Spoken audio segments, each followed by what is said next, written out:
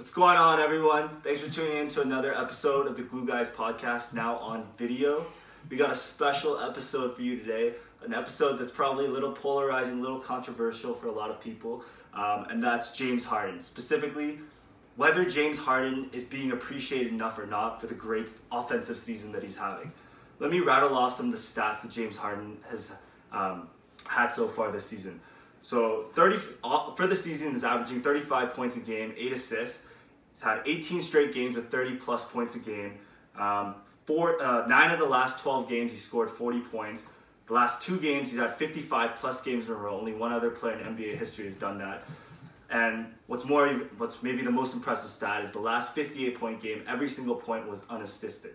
Now, obviously those numbers, like, you can't argue those numbers. They're just amazing just to hear. But a lot of people, I think, bring up arguments to kind of take away from James Harden's offensive accomplishments. One is free throws. A lot of people think James Harden gets those ticky-tack calls that, really don't reflect, I guess, working hard to get the foul call. It's more just a little ticky-tack foul, which a lot of people point to. But just to put it in perspective, I'm not saying for or against that argument. He's averaging on the season around 11.5 free throws a game. The next is Joel Embiid at 9.72.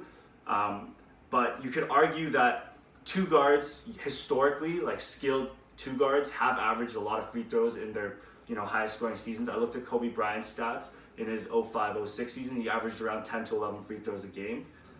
So it's not like he's averaging 15 free throws a game and the next closest guy is averaging 9 free throws a game. I just want to put that in perspective before we kind of dive into that. The next argument I've heard is efficiency. So a lot of people point to he's shooting 43% from the field, 35 from 3.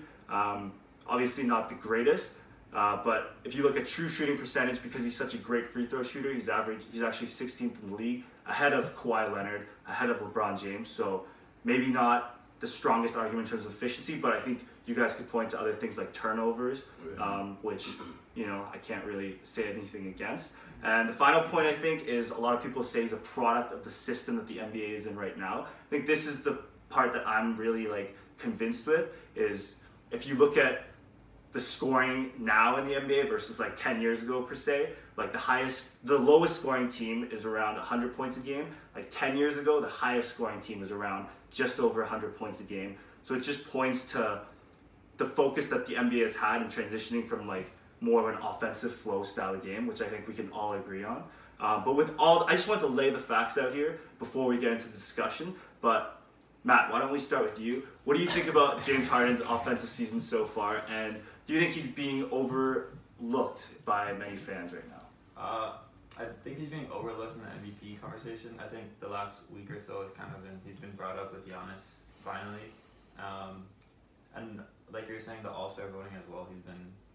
It's been picked up. He's up to 3 million votes, but I don't think for the last couple weeks, I don't think people thought it was gonna last what he's doing right now. I think it's been a month to 5 weeks long, so people are really starting to notice he's legit. He's putting up 41, 8, and 9, I think, since January 1st. In terms of efficiency, I think that's a garbage argument because the most efficient shot in the NBA is a free throw. And he's shooting 11.5, he's shooting 87% from the free throw line. That's efficiency in the flesh. So Harden overall, if we want to get into the reffing and whatnot, I think that actually adds to his offensive game. I'm James Harden's my favorite player probably in NBA history of any player I've ever watched. So I'm a bit biased, but I think the way that he creates contact and the way he gets to the rim, his craftiness, he's not just going in there and then flailing up. There's the odd time that he does that, but Lowry does that. Every player does that. That's crafty and knows what they're doing. LeBron does all the time. And I think the way that he gets to the rim is it's all iso ball. I'm not gonna go out here and say he's playing team ball all the time, but he does get his assists when people are triple teaming him in the paint. He'll dish it out and hopefully they hit their shots. So it's not like he's dropping 60 with 2 assists or numbers that I used to see Kobe and sometimes AI put up, where they're not really helping the team. But at the same time, Harden, he's putting up 55 and 8 assists, so I can't really get on him for that. The one thing I want to hear from you guys is, do you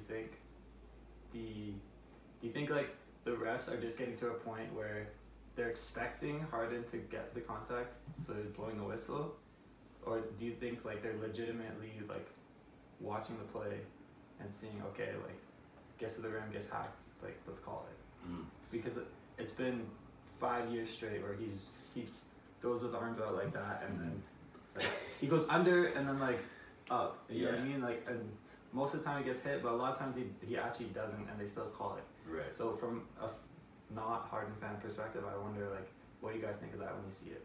Yeah, when I like, and Miles and I actually on the side were just talking about like, Harden's foul sort of fallacy, and like how it's kind of like people say, oh well, he's just getting the line because quick to blow the whistle. Whenever I watch James Harden, like his playing style, like there are some like sort of ticky-tacky calls, but like that's NBA basketball for superstars. Like you're gonna get calls, like you're gonna get like NBA refs are obviously very attuned to their playing styles. Braun goes to the cup, like he's probably gonna get hacked. Like James comes underneath, one of his best finishes, he brings the ball nice and low and he comes up, so it's hard for defenders to even get at it, and if they do, they foul. So there's gonna be a few times where it's maybe kind of could have gone both ways. With James Harden though, this year, I think it's different this year. Usually people just say, oh, D'Antoni just works around Harden and he's inefficient, it's just iso ball, but he's actually a lot more efficient than he has ever been.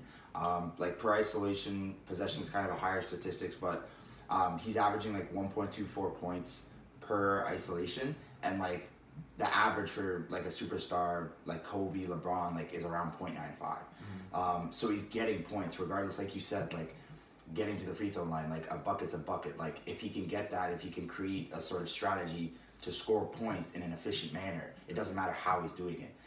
So I feel like he gets knocked because people are like, well, it's not fair because there's a certain way, but Harden's just taking what he's given. And I think that in itself is efficiency. Okay, like who am I? How can I score the most points? How can I do it the most effectively? How can I help the team win? I feel like he's getting knocked for that because they're just seeing him at the line. What was it? He shot 1 for 19 the other day, and then he had 35 or 36, like something ludicrous. And people are like, "Well, it doesn't count." Yes, it does. It fully counts because he dropped 30. It doesn't matter how he did it. So a lot of people, I guess, basketball sticklers are going to be like, well, this, that, efficiency, but they don't actually look at the statistics of like his efficiency, which it's most efficient in his career. So Miles. Yeah, I think quickly to touch back to what Matt was saying, I think that the refs, part of it is like maybe not expecting to blow the whistle, but I think the problem, and I'll kind of get to what me and Nate were saying yesterday, is that, okay, let's say like he's up by a 3-point line, they're kind of running a screen or whatever, something ticky-tack. A lot of those get called on, like, Harden gets the benefit of a lot of those calls, like high screen, stuff like that. He gets a lot of those. Again, like Matt said, and you said as well, the ball's always low, he creates contact, but there's some of them that are very, like, sketchy. And I think that what happens is, okay, if you call one and it's bad, okay, fine, but then there'll be, like, 2 in a row. Like, a lot of times in games, I don't know if you guys know, I'll see, like, 2 in a row, like, back-to-back possessions, and what that does is it changes how the defender has to respond to him. Yeah. So what I'm saying is that I think it's a mixture of it is the refs. If you sort of allow those calls to be had, and that has to change, it ends up changing how the players play defense. So then it allows him to get into more advantageous positions to score because I have to change my defense accordingly because I don't know, something I do against, the other 30 superstars in the league, I can't do tonight because it's going to be a call. So I think what happens is the refs sort of facilitate the environment a bit. Like, yes, he does great contact, so I think it's about 50-50 to be fair to him because, like I said, that's part of his game.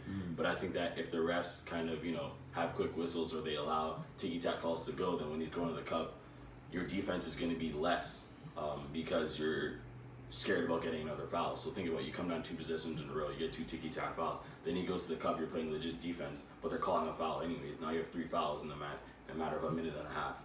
So I think a lot of it for me is I think the refs change how people have to play defense on him, and that is what allows him to get into better positions. I'm not saying he's not able to do this, I'm just saying from the perspective of the refs and the defenders, not necessarily from his perspective, because obviously he's great, but I think that it allows people to they're more weary, they're more hesitant to do certain things, and he's able to take advantage of that.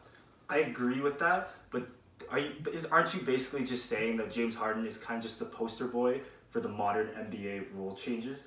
Because we all agree, we had the discussion a few months ago about like how the NBA has become more strict on those ticky-tack fouls, like hand checking. Right. And basically James Harden is taking advantage of those rules. And But I'm not sure if like there should be any blame on James Harden per se. It's the rules have changed, and James Harden is just the player that's perfect to play within these rules. Yeah, but I think it's like 50-50, like kind of like, yes, he can do that to take advantage of them. Like Kyle does a great job taking advantage of those rules. But I think when you watch Harden do it, it's to a different degree. Like he gets the calls more often than somebody else who does it. Yeah, but like he can make those calls happen more, and he gets them more with faster whistles, which you've seen. And I think that is what allows him to do it better than other people. Because once the refs set the precedent for him, if he keeps doing the same thing, they're almost handcuffed into making the call because they have to be show some level of consistency. Yeah, but it's not consistent. It's not consistent with other guys. I think we can all agree Harden probably gets a bit more benefit of the whistle than most superstars, maybe all superstars. Like, but it's not like I said, the statistics don't show that he's shooting more than 5 free throws. Yeah. More like significantly more free throws. So I want to get back to the question that we had at the beginning, which is, do you think that Harden's season is slightly overrated or underrated? I would say it's kind of where it should be, if that makes sense. Like I feel like he's getting enough attention. People are sort of.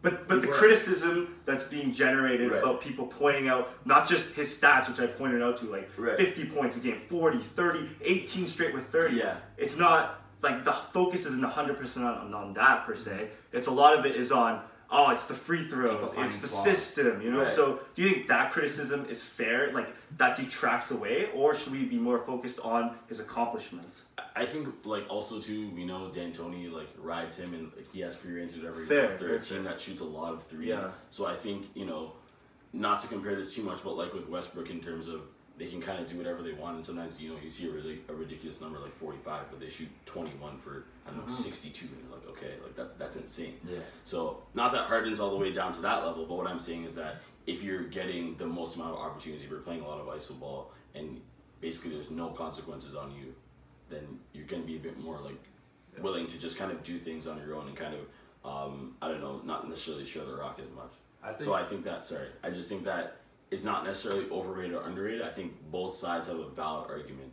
I don't think it's either or, to be honest. He's being completely underlooked in the sense that CP3's been out majority of this time. Capella's been out the last couple of games, and then Eric Gordon was also out. So that's 3 of probably your top 5 players on your whole team are out, and people are using this as a way to say, okay, they're just handing him the ball, and that's why he's getting so many points. But I think when you don't have the great, like they say, like great players make other players better. CP3, like no matter what you want to say, like he makes Harden better. Like he got better last year when especially in the playoffs and things like that. Capella, like that, his assist numbers go up with Capella. Capella, the pick and roll with Capella, literally unstoppable. Like no matter how you want to frame it. So I think most people are saying with them being out, it just makes it like less impressive, which I think is the complete opposite. I don't know what you guys think about that. Yeah, so I see their argument. It's very surface level because it's like, okay, like, well, he's the only one with the ball, so obviously he's going to get the most points. Obviously he's going to do this. Like, yeah. And there is some merit to that because, yeah, like, as much as CP3 makes him better, Harden's damn near unstoppable regardless of who's on his team. Like, there's not many people on this earth, if any, that can really guard him. So when he gets more looks, obviously he's going to score more. And people like just jump to that, and then they don't look outside of that. And like they don't look for the creation of space or the spreading of the floor with CP3, Capella, things like that. Which is why I'd argue more in that favor. My personal stance is that it's a little bit, it's like anything, and I don't mean to give like a shitty answer, but like it's both. Like, yeah, he's getting more looks, but they're harder looks because people are just schemed around it. Now to see if he's underrated or I think his season's fully underrated. Like I think that every time you see Harden, no, I honest to God, I think he's been a lot more efficient, but people like just are so quick to discredit him. And so quick to be like, hey, like, well, he's the only one with the ball. Like, shit, I could go if I was playing like 5-on-1 and I had people that just like move like whatever, like, I'd put up some shots, like whatever. But like, I think if you look at what he's actually doing with what he's had and the way they, like, I've seen defenders get right up on him, and we know we were talking about the calls and things like that. I've seen defenders, like great defenders, like up on him, strategically defending him, and he's still making tough looks. Like, it's not like a lot of the people are like, oh, he just drives or he bangs the three and like that's all his game is. Like, his game's so much more. It's so much more dynamic. Yeah. And yeah, I don't know. I just feel like if you look at what he's doing and with what he's had and like you take everything considered, like I think most people are underrated. Okay, so I'm getting the sense maybe that's a tough question to answer. Underrated, overrated. It is. I feel like it's a spectrum. Yeah. I agree, but okay, I kind of want to like build on your 2 points right now about like whether or not Harden, like, it's more impressive that his teammates, like his best teammates, aren't on the floor with him. And I really liked how you said, he's getting more looks, but it's tougher looks. So, like, should that really matter for us in terms of like the more tougher looks he has? Like, is that more impressive that he's putting up better numbers? Because I'm not sure if that really translates over to like team success. I'm trying to say like, okay, like he's getting more shots, they're tougher looks, so he's putting up better numbers, right? Like he's able to hit those tougher shots. But is that just more of like just having more like volume in terms of shooting? Yeah, like I mean that's kind of what I guess I'm amalgamating the answer is that like he's unstoppable regardless. Like honest to God, like if you watch his game, like there's not much you can do if he has CP3 or if he doesn't. So that's why people are so quick to be like, well, he's dope, so he's gonna be dope with or without. So if he gets more looks, he's gonna score more. That's and then they leave it at that. But there's so much more to it. So I guess now team success, that's a completely different discussion. We were talking about individual. Obviously, I don't think this is sustainable. Obviously, when they come back, his game will change a bit. It'll be similar. Like the Houston offense will still run through him and CP3, but like I think obviously this is just kind of a product of everything that's happening, and then him just having a really great year. To me, it doesn't really matter that much. Like, I think a lot of it for me is like an expectation. Like, I expect him to do great things and put up lots of numbers. I think that for a lot of players in the league, whether they have their full roster or not, especially the stars in the NBA now, they can still put up the same amount of numbers no matter who's in the lineup that night. So I don't necessarily sit there and go, wow, like this is the craziest thing I've ever seen. Like yes, he's on a tear, but I'm not necessarily one of those people who's like, whoa, like this is crazy. I'm kind of more so like, yeah, Harden's going off, but sounds about right this time of year. Like, do you know what I mean? So I think that yes, it makes things difficult when you don't have your other best players from your team. But I think that based on the nature of his game, he's not necessarily hurt by not having other people around him. Would you guys say that's fair to say? He's an ISO player, he plays pick and roll. So get one of the guy who can set screens, or everyone else get the hell out of the way, and they should be able to figure it out. Yeah. Well, I think the one way it could hurt him is moving forward, especially if players aren't going to be back. I don't know how long Capella's out. CP3's going to be out for a little bit more. Because made a class. People are saying just the amount of minutes he's playing at the same time. Right. And ISO ball is like, that's hard. Like, that's the hardest thing. Offensively, that's the most tiring thing you can do. Other than maybe like JJ Redick and Klay Thompson just running circles on the screen and things like that. Yeah. But when it gets to the playoffs, like he might be burned out, and that's the one issue that, as a fan of Harden, that I'm kind of worried about is when he gets back. CP3's showing that his hamstring can't hold up to anything, things like that. A lot of people are saying like Harden's gonna be burned out if he keeps putting up numbers like this. He's playing 40 minutes a game, playing 50 ISO possessions a game. Like he's just gonna be done. So do you think that's a possibility? Oh, 100. I think it's not only like so. I don't. What? You don't think he's not gonna burn out by the playoffs? I don't. What do you mean? There's a history though. No, I know, but I think I don't think he ever has sustained sustained it. I think there's an overall. A lot of people are like, I think they underestimate like the potential of athletes to kind of stay healthy and like be necessarily sharp for the whole season. I think that this is a driving factor for him, and like we said, doesn't have to on hopefully too much longer. But I completely disagree. So what do you think? Okay, because I've seen James Harden have an amazing regular season just before CP3 even came. And then against the Spurs, like I remember, I think it was Game 6 without Kawhi Leonard, or Game 5, Spurs without Kawhi Leonard, James Harden drops an egg. Like literally drops an egg. And then they get blown out in Game 6 or 7. So, right? Like it just shows that. Do you think that's him running out, or do you think that's like I think there's a lot of people who discredit like having a stretch of like really good games and saying that like that's not possible to have the complete opposite because seasons have like ebbs and flows and people go. Oh, when I watched that game, James Harden looked tired. That was my takeaway from that game. I keep talking. I'm trying to understand. I just think that there's a lot of people, and Matt, you can get back to this. What do you think? Do you think he's gonna burn out? I guess I'll ask you as well too. I don't know because. What do you mean you don't know? No. The thing is, Harden, okay, he hasn't performed up to his abilities in the playoffs.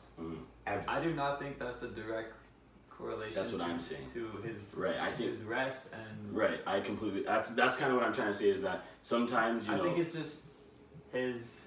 Like some people literally just don't perform. It's like mentally. We're Raptors fans. Exactly. DeRozan, Lowry, so it's just a mental kind of. Whether they're tired or not, like they don't perform to the level they can. Like Lowry had his minutes got cut how many minutes last year, and still against the Cavs. Yeah, but like I guess my counter to that is okay. Look at Harden's past where he's had that mental block.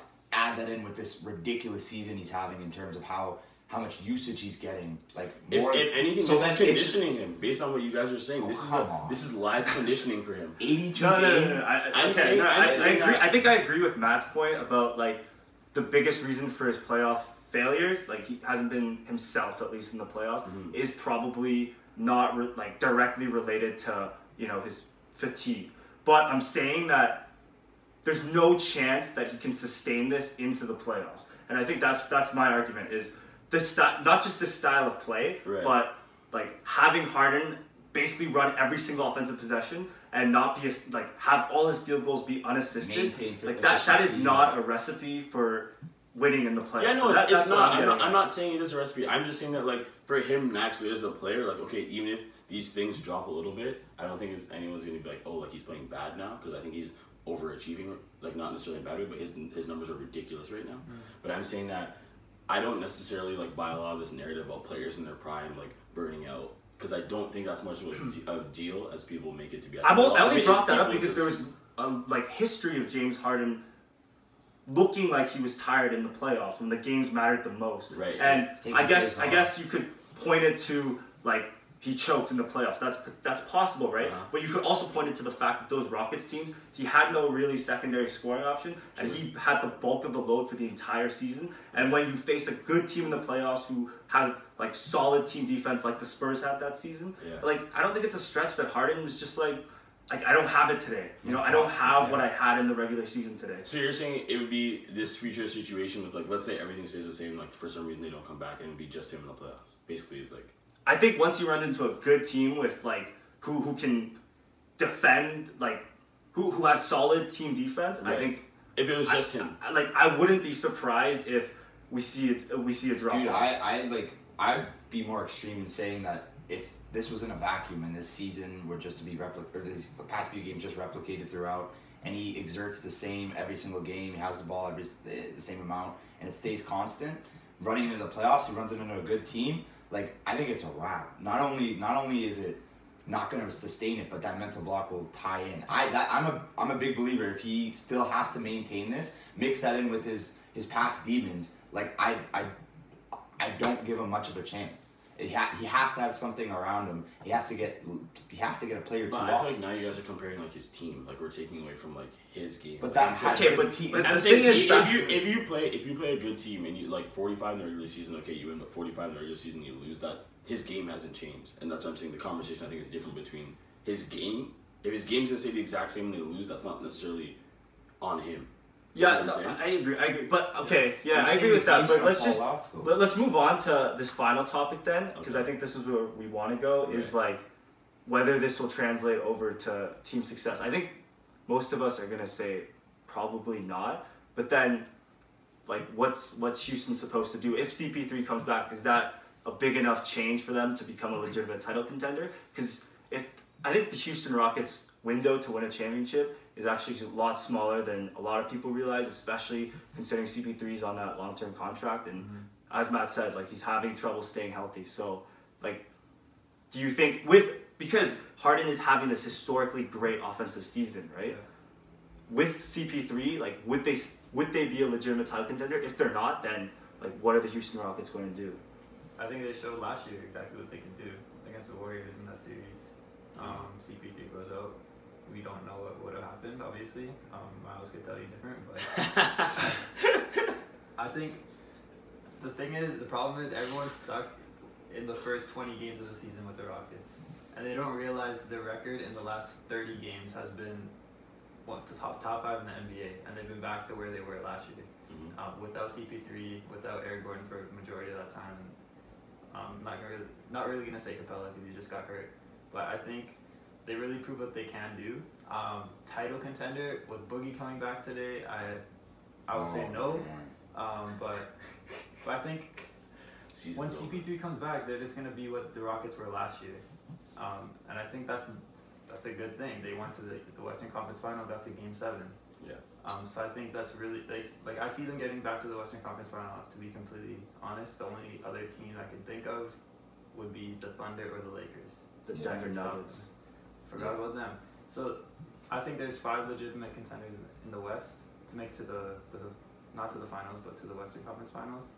And I think the Rockets should be one of those teams with CP3 or without CP3. I'll be completely honest. I think Capella and Harden, Eric Gordon, PJ Tucker, they could make it to the Western Conference. They could scrap it, like without CP3. I think they could scrap their way in. Yeah. But if CP3 comes back, then he obviously his numbers will dip down a bit, but he'll want them to. He can be a little bit more like through CP3 as well, and like he can sustain that going into the playoffs, and maybe he can finally fight that mental block or whatever's going on in the playoffs. Whenever like you maybe just fatigue. It maybe he's got DeMar syndrome. Like I don't know. DeMar syndrome. So we just kind of have to wait and see. Also, when CP3 comes back, that's assuming that he's gonna stay healthy. Like he could literally come back for 20 games and just dip. So I wouldn't be surprised. So yeah, so it's like it's hard to be like, well, I have no idea how the Rockets are gonna do this year, because it's like, okay, like James Harden's not gonna sustain this for an extended amount of time. He might go over another 10, 15, even 20 games, whatever. Do some ridiculous numbers, but he can't sustain it. I just don't think so. And again, CP3 comes back, don't know how long he stays, and then Capella, like I don't know, just there's so many extra variables going on that, and the Rockets could go to the Eastern Conference Finals, Western Conference Final, my mistake, and literally run the table if everything goes right. Yeah. So you just kind of have to. I really want to hear what Miles has to say. Sorry, could you reiterate the question? So I'm just asking, considering that this is James Harden's best offensive season right now, and Houston basically, minus Trevor Ariza, has still a pretty solid team. Do you think that the Rockets this season, like, what is their ceiling, I guess? Okay, what were you gonna say? I was just gonna say, honestly, it's been his best defensive season. That doesn't say much, but people sleeping on his effort. His effort's been there. It's been like. It's been okay. Average. It went from bad to average. I'm not trying to praise James Harden. All relative. I get it. Okay. I just think I've said it multiple times. Like this team for me is like almost like the Raptors in the sense like I don't really care what they do in the 82 games. Like to me that means nothing. Like I expect them to do very well. I expect Harden to do crazy things. That's why I said I don't overreact or underreact to his numbers, because I think it's an expectation for me. As for their team, I think that, like he said, if CP3 comes back, Capella comes back, Gordon comes back, his use is going to go down, so his numbers are going to go down. Okay, fine. But as a team, I just don't know if they're equipped to make it happen, if Harden can do enough to kind of push them over the edge. And like you said with the other games against the Spurs, like, is he able to sort of be like, okay, like I'm playing up here, but I need to be up here for my team to be in that next step, and every team needs their superstar to be more than just their best player. It needs to be a bunch of things. So for me, again, I think the Western Conference Finals is completely reasonable. I think that's something they should get. Like I said, an expectation for me. But like without getting to last year too much, I didn't think they were going to win regardless. I really did not. And I think that this year I would go into the same situation, not thinking they're going to win. I loved it when he said that. It's just what I honestly think. For me, a lot of teams, and you can put this in multiple sports, they're just built to look very good in the regular season. But I just think they're okay. Hold on. I just think the Rockets GM is sitting at his desk hold on. Let's make a really good regular season team, and that's all. No, I'm not saying they're built like that on purpose. I think that their players perform and are the most comfortable in those situations. And when they get to the postseason, it's a different game for them. I think It's it's a just harder fair for them to adapt. Okay, and that's why they haven't been able to. My only thing, okay, that's fair. But my only thing is, take away the Warriors last season. Okay, fair. Take away one of the greatest teams of all time last season. Okay. Did the Houston Rockets not make it to the NBA Yeah, Finals? they were the second best team, They but win. I was just saying that they win the didn't think. finals. I just didn't think that they could get over the hump. Is what I'm saying. But is it more a reflection of the Houston Rockets, or is it more a reflection of how amazing this Golden State Warriors team is? That's my thing, because we're living in an era where basically the conclusion to the NBA the NBA season is a wrap from day one. Yeah. Right? That's the era we're in. I think that. So to compare to analyze teams that are below the Golden State Warriors Houston standard, was it's hard. like- They were right. Yes. They were right there. Close. But I'm saying also at the same time, I know we've kind of said this before. Yes, Golden State did get better as the year went on, but they were at their most vulnerable we've ever seen last year. That's fair. And I think that they had an opportunity to take advantage of them, and they didn't. And that's what I'm saying. I is mean, that that's fair. They have could to say do they something. choked in Game And 7. again, I wouldn't even say that. I think it was just a battle, and they just lost. But for me, They if missed they won, 27 straight threes. Yeah. and that's the thing. I was also gonna say Oh, why yeah. I talk about regular seasons that their gameplay isn't sustainable for me. It's not. It doesn't allow you to be dynamic and adapt to different situations where there's a lot of pressure going on. They play Yeah, one way. It's yeah, James they with do. the three They ball, do. and that's it. And I think that, like we saw, you live by the sword, you die by the sword, and that was the game they chose to play all year, and they lost. So that's where I stand on it. Is why I think they can't get over the hump. Do you guys have anything else to add? I just want to say, like, that's an interesting conversation right there. Mhm. The whole 3-point shooting Rockets D'Antoni offense. Right. Because in a way, I think the way he had an interview in the off season and he's asked about it, like, why are you guys shooting 53s? He's like, I want to shoot 60.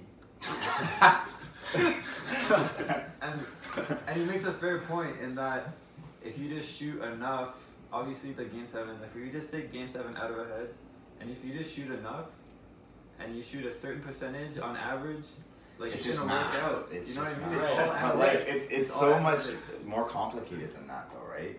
Because like I just feel like But if you're averaging out, You're averaging If- out, but but if that's you miss assuming- 27 or 20 whatever in a row at a certain time in your average, I know, I'm just you're saying- gonna lose. You know what I mean? in general, it's one of the most efficient offenses Of all possible. time. Yeah, no, I understand. Come A lot of down. people- Don't use a lot of clock. Shoot it. Exactly. Like, I If it's- understand the like, logic, yeah, but I'm statistically, just saying that if I was a coach, there would be no way in hell that would be like you can press shooting the three and wanting to take threes, but I think that like you're saying, if I'm the GM sitting up top there, I'm saying, okay, we have one game style, and yes, our coach has gotten us X far with all of this, but we don't have someone else that can, or we don't have something else that we can kind of rely on to say, okay, maybe our first unit does this, but our second unit plays a different way, or something to kind of, they don't give you another look. And I think that if, any coach who's going to be going against them, or any GMs who are kind of talking, figuring, okay, how are we going to beat Houston? I think that you can sit down and in a matter of half an hour figure, okay, we have to do these three things or whatever, Do you guys and figure that do out. you guys think, say the Rockets would have won the finals last year, Mhm. they get to the finals this year? Do you think other coaches in the NBA or up and coming coaches are like, okay, let's adopt this because it worked? well, yeah, obviously I feel like And then you have If- every team shooting 50 to 63s a game. I think if Houston won and they just shot the lights out, like okay, that's the antidote. Let's just do that. No.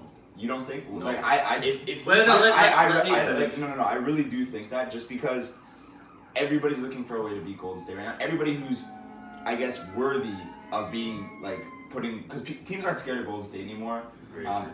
Boogie's coming back. We don't know what he's gonna do. How that Scared of Teams aren't Achilles is. what? No, teams like are catching up to Golden State. Oh, okay. They can play with Golden Yeah, State. right. It's not like this. mentally, no one's afraid. No, they're not Right, afraid. They're right, going in right. a game like we can win this game. Right. So I think that's now, but like back then, like people like Golden State, whatever, and everybody was looking for the antidote. And like I think the Rockets GM literally like came out and said like we're just trying to figure out a way to beat Golden State. And he's like, I'm not supposed to say this, but like literally like we're just figuring it out. So I think if they did that, and then they went and they won the NBA Finals, you would have seen multiple teams just adopting their philosophy because sports is copycat. It doesn't matter football. Like if you look at football, not to change sports here, but like Sean McVay now, like all these coaching hires, like all these young studs who like literally don't have much of a resume, but man, does Sean McVay look good? So like maybe this kid could too. Right. So like I think that you can't deny the fact that people like what wins, and if that proved legit, Mhm. then multiple teams would have all adopted it.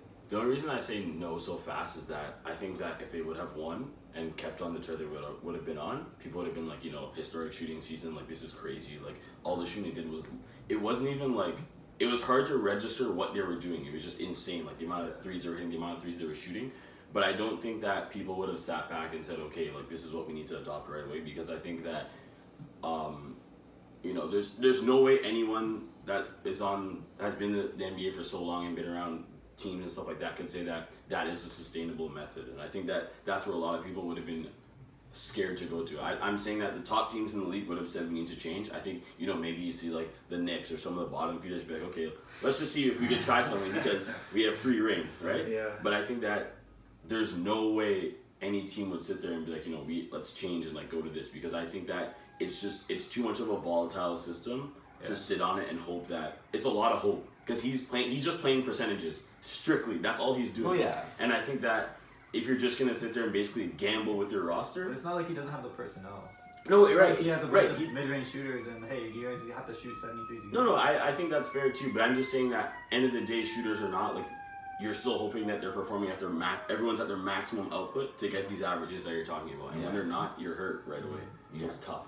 That's true. You really are relying on that percentage to stay constant, or like with a small margin. Yeah, Like, Small standard deviation, Yeah, because exactly. someone else has to be sort of, you know, Capella has to be averaging a certain amount also in that category too, to kind of make up in terms of offensive rebounds and his buckets to the pick and roll, stuff like that. So it's kind of, I think it's a very dangerous game. And I told you guys this even last year. I was like, dude, I don't know how long they can keep pushing this. Like, you know, it either was going to be like no one was going to stop them, or that's how they were going to go down. My thing has always just been like, bucket's a bucket, man. Like if it's a good shot and you make it, it's a good shot. But, I agree with all the points that were said. Yeah. All right, why don't we wrap it up? It was a good episode. Thanks for tuning in, guys. See you next time. See you guys. Yeah.